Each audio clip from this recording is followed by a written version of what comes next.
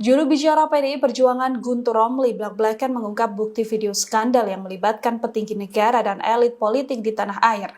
Hal ini diakui akan dibuka oleh Hasto Kristianto sebagai bentuk perlawanan terhadap tuduhan kriminalisasi yang dialami Sekjen PDIP tersebut terkait kasus Harun Masiku.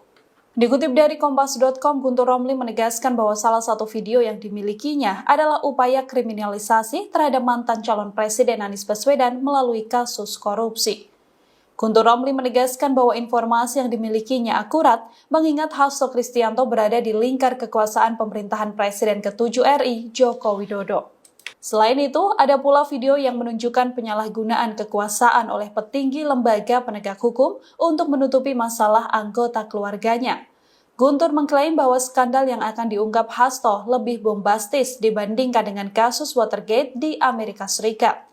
Ia juga menambahkan bahwa Hasto mengetahui secara detail rahasia Jokowi karena telah mendukungnya selama 23 tahun di PDI Perjuangan.